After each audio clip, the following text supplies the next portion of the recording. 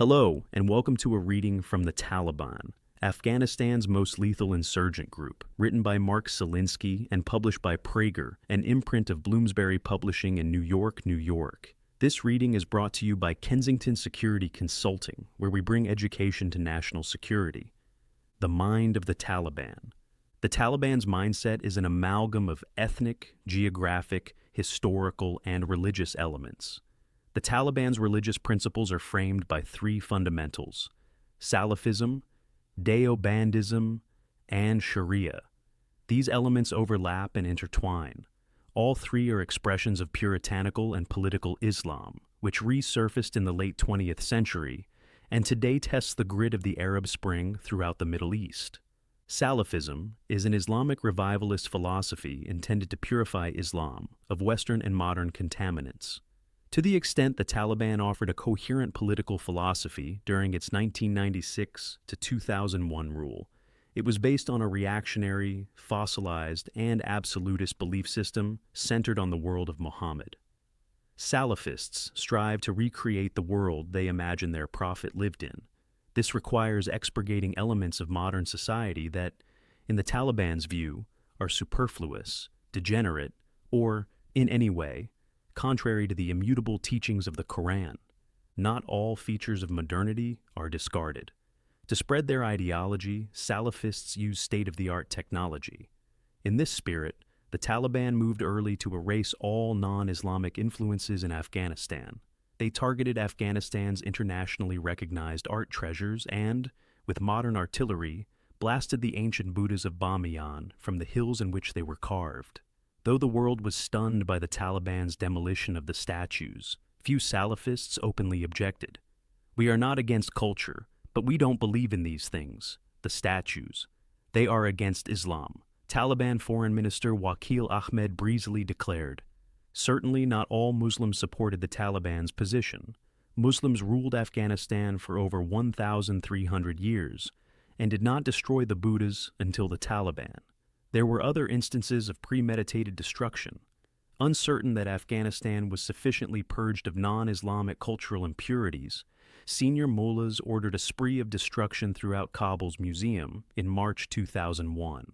A group of cudgel-wielding Taliban shattered antique limestone statues that had been excavated across the country, carefully restored, and acclaimed as universal artistic treasures.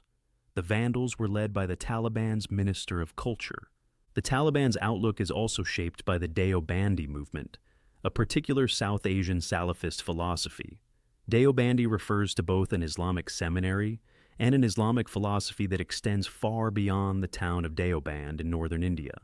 It is one of Sunni Islam's more influential schools in South and Central Asia, and continues to issue edicts, or fatwas, based on Muslim law.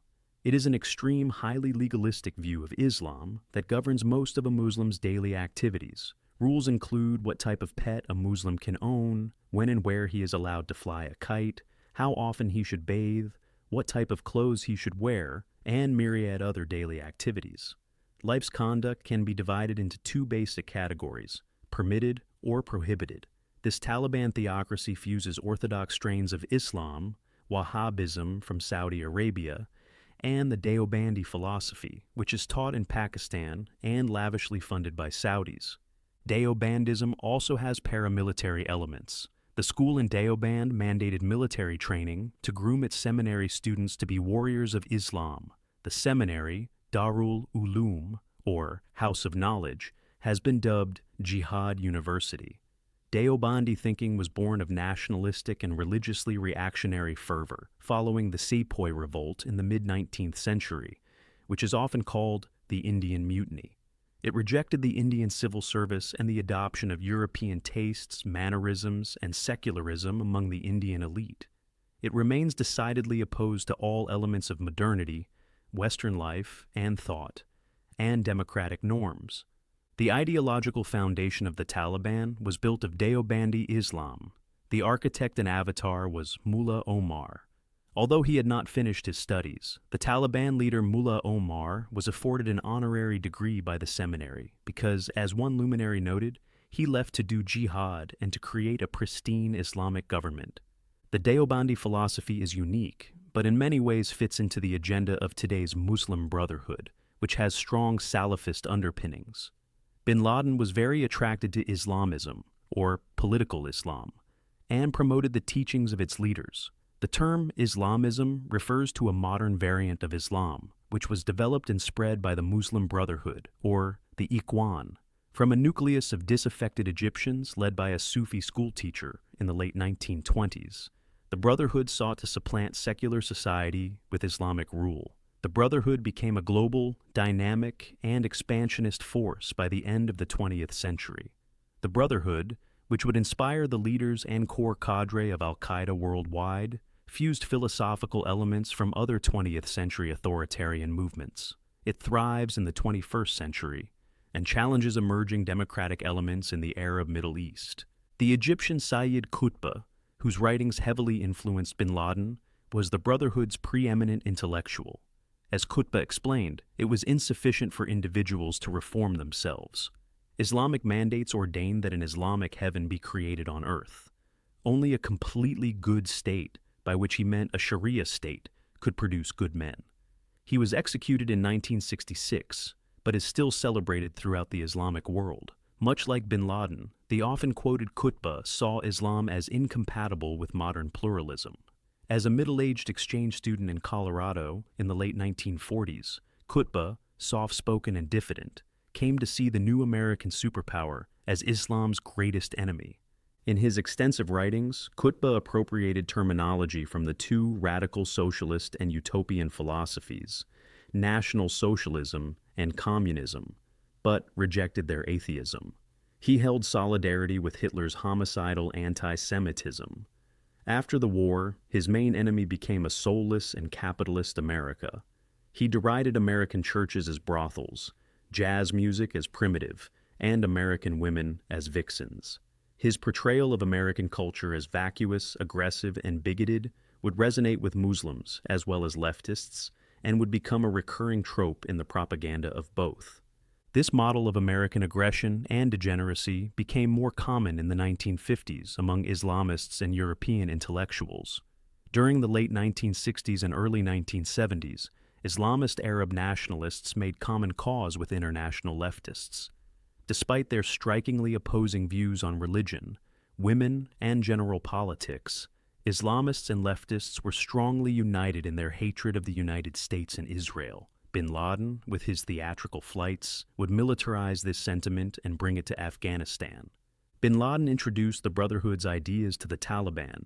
Had he a rival in imparting Islamist ideologies in Afghanistan, it would have been Sheikh Abdullah Azzam, a Palestinian ideologue and strategist who died young.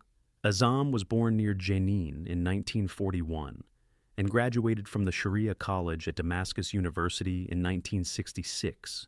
When Palestinian nationalism was becoming a potent force. After the 1967 war, Azzam became active in several Palestinian terrorist groups in Gaza and the West Bank, and embraced Salafism. He had a sharp mind and earned graduate degrees from Al-Azhar University. In 1979, he joined the first wave of Arab, anti-Soviet jihadis in Afghanistan. In Peshawar, Pakistan, he made his mark as an inspiring Islamist recruiter and rhapsodist. The Paladin's famous dictum was, "1 hour of jihad in Allah's path is better than 60 years of praying." He and his 2 sons were killed in a massive car bombing in Peshawar in 1989. His assassins are not publicly known today. Both Azzam and bin Laden were members of the Islamic Brotherhood. Bin Laden's connection to the Islamic Brotherhood became clearer in September 2012, when his successor and longtime associate Ayman al-Zawahiri recalled a quote from bin Laden. "I was banished from my own organization. I used to belong to the Muslim Brotherhood, but they banished me." According to Zawahiri, bin Laden was too much of a maverick for the Brotherhood, whose leaders told the Saudi, "You're banished." Bin Laden pithily responded, "Fine." Thank you for listening to this reading from The Taliban, Afghanistan's most lethal insurgent group. If you enjoyed it, please consider subscribing and liking it. Nothing in this book represents the official position of any person or agency of the United States government. On behalf of Kensington Security Consulting, thank you for listening.